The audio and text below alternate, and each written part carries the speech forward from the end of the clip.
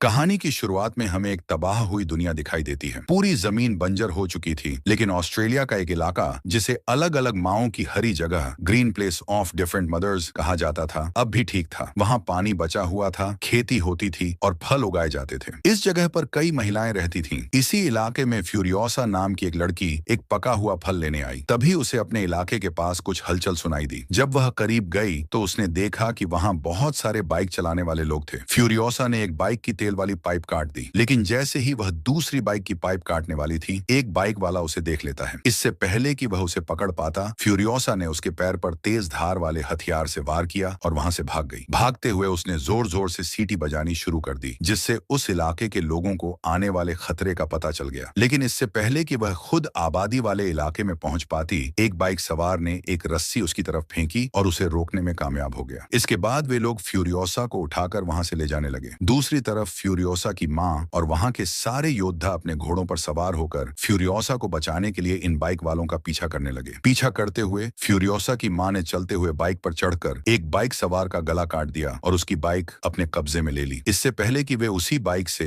Furiosa को बचाने के लिए निकलते, इलाके के लोगों ने उन्हें कुछ बीज दिए और यह याद दिलाया कि चाहे कुछ भी हो जाए, दूसरे लोगों को हरी जगह ग्रीन प्लेस का पता नहीं चलना चाहिए। साथ ही जो लोग ग्रीन प्लेस को देख चुके हैं, उनमें से कोई भी जिंदा नहीं बचना चाहिए। ये सुनते ही वह तेजी से आगे बढ़ जाती है और गन से हमला करते हुए एक बाइकर को मार देती है। आगे के दो बाइकर्स रुककर यह देखने की कोशिश करते हैं कि आखिर क्या हुआ और वह बाइकर क्यों गिर गया। तभी उन्हें दूर से फ्यूरियोसा की मां आते हुए दिखती है। डरकर उन्होंने अपनी बाइक्स मोड़ ली। इस बीच फ्यूरियोसा ने जिस बाइक पर उसे बांधा गया था, उसकी तेल पाइप काट दी थी। फ्यूरियोसा की मां उस मरे हुए बाइकर की बाइक के स्पेयर पार्ट्स से अपनी बाइक को ठीक करती है और उसकी बाइक का बचा हुआ तेल अपनी बाइक में डालकर फिर से उन बाइकर्स का पीछा करने लगती है। चलते चलते अब रात भी हो चुकी थी और बाइकर्स की उस बाइक का ईंधन खत्म हो गया जिस पर फ्यूरियोसा बंधी हुई थी, क्योंकि उसने पहले ही पाइप काट दी थी। ईंधन खत्म होने पर दोनों बाइकर्स आपस में झगड़ने लगे। इसी मौके का फायदा उठाकर फ्यूरियोसा ने अपने हाथ छुड़ा लिए और वहां से भागने लगी, लेकिन वह अपने घर पहुंचने में कामयाब नहीं हो पाई, क्योंकि बाइकर्स ने उसे दोबारा पकड़ लिया, जिसके बाद वे लोग दोबारा अपने इलाके की तरफ बढ़ने लगते हैं। सुबह होते ही हम देखते हैं कि फ्यूरियोसा की मां बाइकर्स के कैंप तक पहुंच चुकी है। वहां उसे ग्रीन प्लेस में घुसे हुए बाइकर्स और फ्यूरियोसा दिखाई देते हैं। फ्यूरियोसा की मां एक बाइकर को गोली मारकर खत्म कर देती है, लेकिन दूसरा बाइकर फ्यूरियोसा को सही सलामत लेकर अपने एक ठिकाने तक पहुंच जाता है। वहां पहुंचकर वह लोगों को यह खुशखबरी देता है कि उसे ग्रीन प्लेस का पता चल गया है, जहां बहुत सारे संसाधन और महिलाएं मौजूद हैं। ये सुनते ही फ्यूरियोसा समझ जाती है कि अब उसके इलाके और वहां के लोगों पर बड़ा खतरा आने वाला है। वह जानती है कि यह बाइकर ग्रीन प्लेस की लोकेशन अपने लोगों को जरूर बता देगा। इसीलिए फ्यूरियोसा समझदारी से काम लेती है और उस आदमी के गले में रस्सी का फंदा डालकर सबके सामने उसे बाइक से गिराकर मार देती है। आखिरकार उसने और उसकी मां ने उन सभी बाइकर्स को खत्म कर दिया था जिन्हें ग्रीन प्लेस की लोकेशन का पता था। अब बाइकर्स फ्यूरियोसा को अपने लीडर के पास लेकर जाते हैं, क्योंकि वही लीडर उन्हें ग्रीन प्लेस तक ले जाने का तरीका ढूंढ सकता है। बाइकर्स का लीडर बहुत चालाक था। उसने फ्यूरियोसा से अच्छा व्यवहार किया और अपने लोगों से भी कहा कि उसका अच्छे से ख्याल रखें, ताकि वह उसे झांसा देकर ग्रीन प्लेस की जानकारी हासिल कर सके। रात होने पर फ्यूरियोसा की मां भी उसी कैंप में पहुंच जाती है। उसने एक मरे हुए बाइकर के कपड़े पहनकर खुद को बिल्कुल उनकी तरह बना लिया था। वह असल में फ्यूरियोसा को ढूंढने के लिए यहाँ आई थी। फ्यूरियोसा की मां हर कैंप में जाकर उसे खोजती है और जहां भी उसे फ्यूरियोसा नहीं मिलती, वहां के सभी लोगों को गोली मारकर खत्म कर देती है। आखिरकार फ्यूरियोसा की मां उस कैंप तक पहुंच जाती है जहां फ्यूरियोसा को रखा गया था। उसने फ्यूरियोसा को आजाद कर लिया। वहां एक आखिरी लड़की को मारने से पहले वह लड़की कहती है, मुझे मत मारो, मैं भी तुम्हारी बेटी की तरह ही यहाँ फंसी हुई हूँ। ये सुनकर फ्यूरियोसा की मां ने उस लड़की को छोड़ दिया और फ्यूरियोसा को अपनी बाइक पर लेकर वहां से भाग गई। लेकिन उसे यह पता नहीं था कि जिस लड़की पर उसने रहम किया, वही उन्हें धोखा देगी। वह लड़की जाकर इमरजेंसी अलार्म बजा देती है, जिससे कई बाइकर्स फ्यूरियोसा और उसकी मां के पीछे पड़ जाते हैं। दूर से ही बाइकर्स ने उन पर बम से हमला किया, जिसकी वजह से फ्यूरियोसा की मां के सारे कपड़े जल गए। आग से बचने के लिए उसने अपने ऊपर पहना हुआ आर्मर सूट उतार दिया और जल्दी से बाइक पर वापस बैठ गई। जितनी तेजी से हो सकता था उतनी तेजी से वे वहां से भाग निकली, लेकिन बहुत दूर निकलने के बावजूद भी बाइकर्स लगातार उनके पीछे लगे रहे। फ्यूरियोसा की मां यह समझ चुकी थी कि अब वह इन बाइकर्स से नहीं बच पाएंगी, इसलिए उन्होंने बाइक से उतरकर फ्यूरियोसा को बाइक दे दी और उसे अकेले घर जाने को कहा। साथ ही उन्होंने फ्यूरियोसा को एक बीज भी दिया और कहा, वापस जाकर इसे उगा देना। फिर वह खुद बाइकर्स को शूट करने के लिए वहीं रुक गई। हालांकि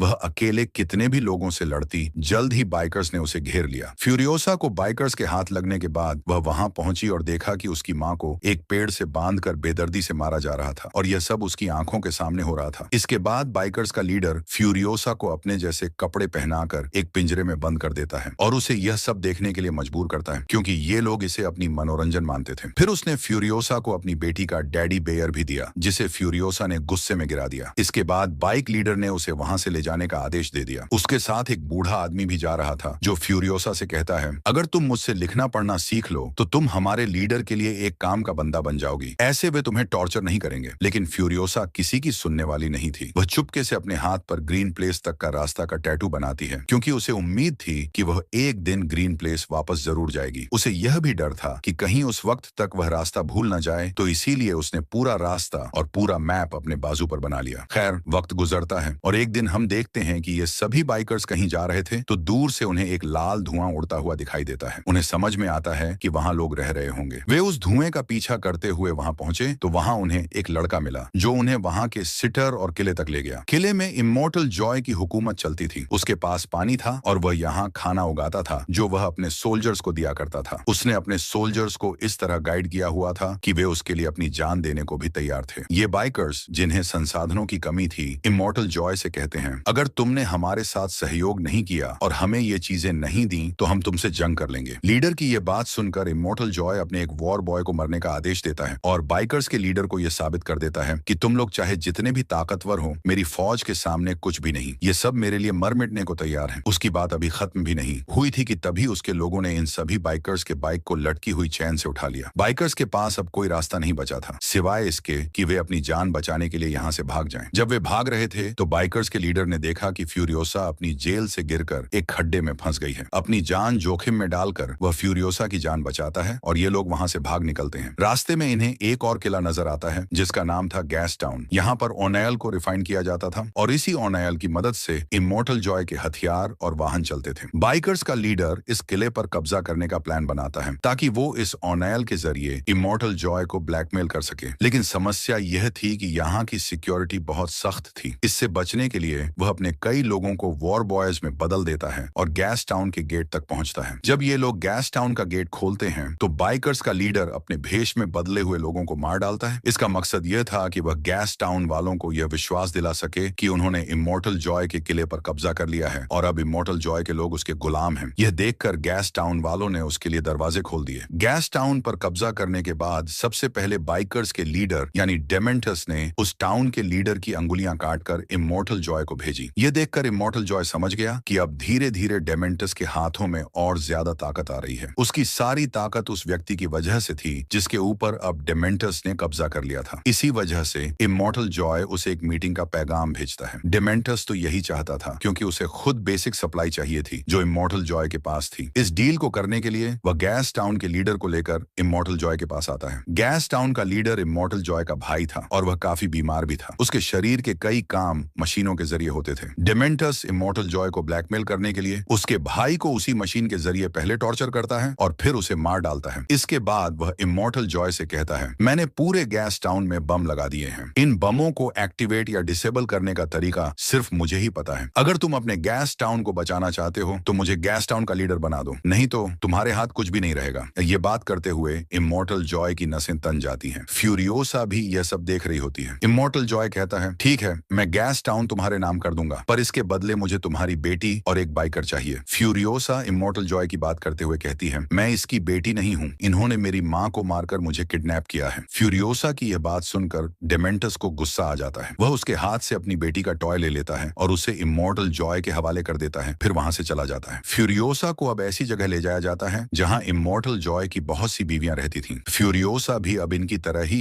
इमॉर्टल जॉय की एक बीवी बनकर उसके हरम में रहने वाली थी। ये सारी औरतें बहुत अच्छी थीं और वे फ्यूरियोसा के साथ भी अच्छा बर्ताव करती हैं। लेकिन फ्यूरियोसा सिर्फ इस बात पर ध्यान देती है कि कैसे इमॉर्टल जॉय इन सभी लड़कियों को अपने साथ रखने के लिए मजबूर करता है। इधर फ्यूरियोसा देखती है कि जब इमॉर्टल जॉय की एक बेटी पैदा होती है तो गुस्से में वह अपनी बेटी को जिंदा दफनाने का आदेश दे देता है। उसे सिर्फ बेटों की जरूरत थी। ऐसा नहीं था कि उसके पास बेटे नहीं थे, उसके बहुत से बेटे थे, लेकिन उसकी नजर में कोई भी हेल्दी नहीं था। इसलिए उसने इन सब लड़कों को वॉर बॉयज के तौर पर रख लिया था। उसने इतनी सारी बीवियां भी इसलिए रखी थी कि एक दिन उसका हेल्दी बेटा पैदा होगा जो उसकी तरह ताकतवर होगा और उसके साम्राज्य पर हुकूमत करेगा। हम देखते देखते हैं कि इमॉर्टल जॉय के एक बेटे की नजर फ्यूरियोसा पर पड़ती है। वह उसे बालों से पकड़कर उसके साथ ज्यादती करने की कोशिश करता है, लेकिन फ्यूरियोसा बाल छुड़ाकर भाग जाती है। अगली बार वह चाहती थी कि ऐसा फिर से न हो, क्योंकि उसे पता था कि यह लड़का उसे फिर तंग करेगा। इसलिए उसने अपने सारे बाल काटकर नेट और वैक्स की मदद से एक विग बना ली। इस दौरान फ्यूरियोसा के पास उसकी माँ का दिया हुआ पीच सीट भी था, जिसे उसने आज तक संभाल कर रखा था। कुछ समय बाद जब वह लड़का फिर फ्यूरियोसा को तंग करने के लिए आया और उसके बाल पकड़े, तो फ्यूरियोसा अपनी विग को उसके हाथों में छोड़कर वहां से भाग गई। वह लड़का भी उसे ढूंढने के लिए उसके पीछे भागता है, लेकिन बीच में उसे अपना भाई मिल जाता है। वह उससे पूछता है, तुम यहाँ क्या कर रहे हो? लेकिन उसके पास कोई जवाब नहीं था। उसने फ्यूरियोसा का विग भी फेंक दिया था, क्योंकि उसे डर था कि कहीं उसके पिता उसे देखकर सजा न दे दें। खैर, वह बहुत कोशिश करता है कि फ्यूरियोसा को ढूंढ सके, लेकिन फ्यूरियोसा मिलती नहीं है, क्योंकि अब वह खुद को एक लड़के की तरह बना चुकी थी। ऐसे उसने अपनी इज्जत भी बचा ली और उसे शहर के अंदर काम भी मिल गया। उछलने कूदने में वह बहुत तेज थी, इसलिए उसे काम दिया गया था इमॉर्टल जॉय की बड़ी बड़ी मशीनों के अंदर चेन लगाने का। समय बीतता है और हम देखते हैं कि 15 साल बाद अब फ्यूरियोसा बड़ी हो चुकी है। कोई भी उसे पहचान नहीं पाता कि वह वही लड़की है। वह भी इसलिए क्योंकि आज तक फ्यूरियोसा ने लड़का बनने का नाटक किया और साथ ही इमॉर्टल जॉय के वो सारे काम पूरे किए, जिससे उसे यकीन हो गया कि फ्यूरियोसा भी उसके लिए वफादार है। इस बार इमॉर्टल जॉय उन्हें एक बड़ी सी ड्रिल बनाने का काम देता है, जो किसी भी चीज को आसानी से तबाह कर सकती थी। ये लोग ऐसी ही एक मशीन बनाने में कामयाब हो भी जाते हैं। जैसे ही वे इसे पहली टेस्ट ड्राइव के लिए बाहर लेकर जाते हैं, तो इसके ऊपर डिमेंट के लोग हमला कर देते हैं। डिमेंट के लोग पैराशूट्स के जरिए इस मशीन पर और वॉर बॉयज के ऊपर बम से हमला करते हैं। जैक, जो कि इस ट्रक को चला रहा था, वह ट्रक को नहीं रोकता बल्कि चलाता रहता है। डिमेंट के लोग इस ट्रक पर हमला कर देते हैं, जिसके कारण ट्रक में एक बड़ा नुकसान हो जाता है। इस समय फ्यूरियोसा बहादुरी दिखाती है और चलते हुए ट्रक के नीचे जाकर उस नुकसान को ठीक करने की कोशिश करती है, ताकि जैक इस ट्रक को जल्दी से वहां से ले जा सके। लेकिन उसकी कोशिश को नाकाम करने के लिए डिमेंट का एक आदमी भी ट्रक के नीचे आ जाता है और वह ट्रक के नीचे बम लगा रहा था। फिर फ्यूरियोसा ना सिर्फ उससे लड़ती है, बल्कि उसे मारकर गिराते हुए उसका बम भी ट्रक से हटा देती है। इसके बाद वह ट्रक का नुकसान ठीक करते हुए ट्रक के अंदर चली जाती है। ट्रक के बाहर डिमेंट के लोग अभी भी वॉर बॉयज को मार रहे थे, और जब वॉर बॉय डिमेंट के छोटे से ट्रक पर हमला करता है, तो वह ट्रक एक्सीडेंट करके दूसरे ट्रक से टकरा जाता है, जिसकी वजह से फ्यूरियोसा को झटका लगता है और उसके सिर पर लगी हेलमेट गिर जाती है। उसके उड़ते हुए बाल देखकर जैक के सामने यह राज खुल जाता है कि वह एक लड़की है। लेकिन ये लोग अभी अपनी जंग पर ध्यान देते हैं और फिर फ्यूरियोसा बाइकर्स पर हमला करके उन्हें मारने में कामयाब हो जाती है। अपने दुश्मनों को खत्म करने के बाद उसने जैक को गन पॉइंट पर ले लिया, क्योंकि वह जानती थी कि जैक अब उसके लिए समस्या खड़ी कर सकता है। लेकिन जैक उसे कहता है, तुम एक अच्छी वॉरियर हो और मुझे इस बात से फर्क नहीं पड़ता कि तुम्हारा जेंडर क्या है। हमें काम दिया गया है इस ट्रक को कंट्रोल करने का, और मैं चाहता हूं कि तुम एक टीम के सदस्य की तरह इसमें मेरा साथ दो। फिर फ्यूरियोसा समझ जाती है और ये लोग इस ट्रक को लेकर गैस टाउन के अंदर पहुंचते हैं, जहां कई सालों बाद डिमेंट्स फ्यूरियोसा को देखता है। लेकिन अब वह काफी बड़ी हो चुकी थी, इसीलिए डिमेंट्स ने उसे पहचाना नहीं। पता चलता है कि डिमेंट्स के पास ओनेल की सप्लाई खत्म हो गई है, जिसके बदले में वह दूसरी सप्लाई इमॉर्टल जॉय से लेता था। वह यहाँ जैक से कहता है, मेरी किसी तरह इमॉर्टल जॉय से मीटिंग करवा दो। जैक मान जाता है, लेकिन वह बिना कुछ किए उन्हें कोई सप्लाई देने को तैयार नहीं था। इसीलिए ये सारे बाइकर्स उनके ऊपर हमला कर देते हैं और सारा फूड चुराने लग जाते हैं। इसे बचाने के लिए फ्यूरियोसा अपना ट्रक लेकर यहाँ से बाहर निकल जाती है और जैक उन लोगों को मारने लगता है जो उनके ट्रक के पास आने की कोशिश कर रहे थे। खैर, ये लोग अब बचते बचते वापस अपनी सेटलमेंट में पहुंच जाते हैं और इमॉर्टल जॉय को डिमेंट से मिलने का पैगाम दे देते हैं। इस सारी लड़ाई में फ्यूरियोसा को एक तीर भी लग चुका था। जैक उस तीर को उसके कंधे से निकालता है और फिर उसे स्टिचेस लगाता है। बातों ही बातों में ये लोग बहुत करीब आ गए। जैक ने उससे पूछा, तुम्हारे पेरेंट्स की कैसे डेथ हुई थी? फ्यूरियोसा ने बताया कि उसे ये बाइकर्स किडनैप करके यहाँ छोड़ गए थे। फिर फ्यूरियोसा उसे वह पीच सीट भी दिखाती है जो उसकी माँ ने उसे दी थी। इसके बाद वह अपना हाथ दिखाती है जहाँ पर ग्रीन प्लेस जाने तक का नक्शा बना था। उसे आज भी उम्मीद थी कि वह वहाँ जा सकेगी। जैक कहता है, मैं वादा करता हूँ, मैं कोशिश करूंगा कि तुम्हें तुम्हारी जगह तक पहुंचा दूं। और फिर फ्यूरियोसा कहती है, मैं चाहती हूँ कि तुम भी मेरे साथ आओ। यहाँ पर इन्हें इमॉर्टल जॉय का मैसेज मिलता है कि वह डिमेंट से मीटिंग के लिए जा रहा है और इन्हें भी अपनी पूरी फौज तैयार करके उसके पीछे जाना होगा। जैक उसे रिग में नहीं बैठाता, बल्कि एक अलग ट्रक चलाने का काम देता है, क्योंकि उसका प्लान था कि वह सबको धोखा देते हुए इसी ट्रक के जरिए ग्रीन प्लेस तक पहुंच जाएंगे। ये लोग जैसे ही गैस टाउन पहुंचते हैं, तो एक ट्रक पहले ही गैस टाउन के अंदर जाने में कामयाब हो जाता है, जबकि फ्यूरियोसा यहीं से अपना मुंह मोड़ लेती है। वह अब इंतजार कर रही थी कि जैक भी उसके साथ आएगा, लेकिन जैक ने उसके साथ आने के बजाय हवा में एक हरा धुआं छोड़ा, जिसका मतलब था कि वह यहाँ जंग करने के लिए वॉर बॉयज को बुला रहा था। ये देखकर देखकर फ्यूरियोसा नाराज हो गई और अकेले ही वहां से निकल गई। इससे पहले कि वह ग्रीन प्लेस तक पहुंच जाती, उसके पास मौका भी था, लेकिन वह नहीं गई। उसके दिल में जैक का ख्याल आया, जो वहां अकेले जंग लड़ रहा था। इसीलिए वह जैक की मदद करने के लिए वापस गैस टाउन में आ जाती है और अपनी स्नाइपर लेकर वहां सबको शूट करना शुरू कर देती है। उसी की एक गोली डिमेंट को बीच में छूकर गुजर जाती है। जैक अपने रिग से गैस टाउन का गेट तोड़ते हुए अंदर घुस जाता है और इस रिग पर लगी ड्रिल को चलाकर वह यहाँ का सारा स्ट्रक्चर तोड़ने लगता है। ऐसा करते हुए बाइकर्स भी उसे रोकने के लिए उस पर हमला करते हैं और इस सब में उसका रिग टूटकर वह खुद एक गड्ढे में गिर जाता है। ठीक समय पर फ्यूरियोसा वहां एंट्री करती है और एक बाइक से चैन लटकाकर उसे वहां से बाहर खींच लेती है, जिसके बाद ये लोग एक दूसरे ट्रक में बैठकर वहां से बाहर निकल जाते हैं। अब इन लोगों का इरादा था कि यह लोग यहाँ से भागकर ग्रीन प्लेस निकल जाएंगे, लेकिन वे नहीं जानते थे कि डिमेंट उनके पीछे पीछे था। डिमेंट का ट्रक जैसे ही फ्यूरियोसा के ट्रक के साथ जुड़ता है तो फ्यूरियोसा उस ट्रक के ऊपर हमला करने के लिए अपनी गन बाहर निकालती है और इस सब में उसका हाथ दोनों ट्रकों के बीच में आ जाता है। यह वही हाथ था जिसके ऊपर उसने मैप बनाया था। अब ये लोग डिमेंट के हाथों में फंस चुके थे। डिमेंट ने इन्हें बंदी बना लिया था। अचानक से इनके आसपास बाइक्स घूमने लगती हैं और जैक को बाइक से बांधकर गोल घेरों में घुमाया जाता है, जिससे वह हर गुजरते सेकंड में अपनी मौत के करीब जा रहा था। वहीं फ्यूरियोसा को जंजीरों से बांध दिया गया था और उनके इर्द गिर्द भी बाइक्स तेजी से घूम रही थी। डिमेंट इन सबको देखकर खुश हो रहा था। जब वह बोर हो जाता है तो पीछे मुड़कर देखता है, जहां फ्यूरियोसा अब अपना कटा हुआ बाजू छोड़कर वहां से भाग चुकी थी। गुस्से में डिमेंट अपने ट्रक में बैठकर उसे पीछा करने के लिए आगे बढ़ता है, लेकिन उसे पता चलता है कि फ्यूरियोसा ने उसके ट्रक का टायर उतार लिया था, जिसकी वजह से उनका एक्सीडेंट हो गया। फ्यूरियोसा जिस बाइक से यहाँ से भाग रही थी, थोड़ी दूर जाने पर उस बाइक का पेट्रोल खत्म हो जाता है। इसके बाद उसे अपना सफर पैदल तय करना पड़ता है। उसका बाजू बुरी तरह जख्मी था और वह ठीक से चल नहीं पा रही थी। ऊपर से इस इलाके में तपती धूप भी थी। इन सभी कारणों से वह बेहोश हो जाती है। उसकी खुशकिस्मती से यहाँ पास में एक वार बॉय ने उसे देख लिया और उसे वापस ले आया। यहाँ उसका इलाज हुआ और जब उसे होश आया तो उसने पागलों की तरह इमॉर्टल जॉय से मिलने की बात की। जब उसे इमॉर्टल जॉय के पास ले जाया गया तो उसने इमॉर्टल जॉय को बताया कि डिमेंट्स जल्द ही उनके ऊपर हमला करने के लिए आ रहा है। उसने गैस टाउन को भी तबाह करने का प्लान किया है। इमॉर्टल जॉय इस सब के लिए प्लान बनाता है कि वे लोग डिमेंट के गैस टाउन को तबाह करने से पहले ही वहां पहुंच जाएं, यानी इससे पहले कि डिमेंट सिटर पर हमला करें, ये लोग गैस टाउन पर हमला करने वाले थे। जैसे ही ये लोग गैस टाउन के पास पहुंचते हैं, डिमेंट भी इन्हें देखकर जंग का ऐलान कर देता है। सिटरडिन और गैस टाउन के बीच इन दोनों दलों के बीच जंग शुरू हो जाती है, जो हफ्तों तक चलती है। दोनों टीम के लोग एक दूसरे को बुरी तरह से मारते रहे। इस सब के दौरान फिरसा ने सिटरडिन में जाकर अपना एक मैकेनिकल हाथ बना लिया और फिर एक कार को ठीक करने के लिए टायर ले लिया। आगे बढ़ते हुए उसे यह देखने को मिलता है कि डिमेंट्स और उसके बाकी बचे लोग अपनी जान बचाकर भाग रहे थे, जिनकी नजर अब फ्यूरियोसा पर पड़ चुकी थी। इससे पहले कि ये लोग फ्यूरियोसा पर हमला करते, फ्यूरियोसा तेजी से कार चलाते हुए आती है और अपनी गाड़ी से इन सबको टक्कर मारते हुए आगे बढ़ जाती है। उसने सबको मार दिया, लेकिन डिमेंट कहीं नजर नहीं आया। उसने दूर देखा तो एक बाइकर वहां से भाग रहा था। यह कोई और नहीं बल्कि डिमेंट ही था, लेकिन डिमेंट की मौत अब करीब थी, क्योंकि उसकी बाइक भी खराब हो चुकी थी और अब फ्यूरियोसा भी उसके पास आ चुकी थी। फ्यूरियोसा उसे एक बार में मार सकती थी, लेकिन उसने इतना आसान नहीं किया। वह डिमेंट को यह याद दिलाना चाहती थी कि वह कौन है और वह डिमेंट के पीछे क्यों पड़ी है। उसने उसे इतने टॉर्चर किया कि वह बेहोश हो गया। जब उसे होश आया तो फ्यूरियोसा ने उसे बताया, मैं वही लड़की हूँ जिसे तुम 15 साल पहले किडनैप कर लाए थे और जिसकी आंखों के सामने तुमने उसकी माँ को मार डाला था। डिमेंट को अब भी फ्यूरियोसा की पहचान ठीक से नहीं हो रही थी, तो फ्यूरियोसा ने उसके साथ चेन से बंदी बनाकर उसका टेडी बियर काट लिया। अब डिमेंट पहचान जाता है कि फ्यूरियोसा कौन है। वह माफी मांगता है और कहता है, अगर तुम मुझे माफ कर दो तो हम दोनों मिलकर यहाँ पूरी जगह पर हुकूमत कर सकते हैं। तुम बहुत बहादुर हो। उसकी यह बातें सुनकर फ्यूरियोसा फिर से उसका टेडी बियर जमीन पर गिरा देती है और फिर वह उसके सिर पर गन पॉइंट कर देती है। तब लोगों को लगता है कि फ्यूरियोसा ने उसे मार दिया, लेकिन ऐसा नहीं था। असल में फ्यूरियोसा ने उसे जिंदा दफन कर दिया और उसके ऊपर अपना पीच ट्री लगा दिया, जिसका बीज उसे उसकी माँ ने दिया था। जमीन ने डिमेंट के न्यूट्रिएंट्स शक्ति से एक बहुत बड़ा पेड़ उगाया और उस पर एक पीच भी उगाया, जिसे डिमेंट अपनी आंखों से देख रहा था। यह बस उसका आखिरी वक्त था। इसके बाद शायद वह मर जाता। सीन कट होकर दूसरी ओर हम फिरसा को देखते हैं, जो अपनी कैद से इमॉर्टल जॉय की सभी बीवियों को बचाने में कामयाब हो जाती है। वह उन्हें रेस्क्यू करके ग्रीन प्लेस लेकर जाती है और इसे दिखाते हुए यह कहानी खत्म हो जाती है।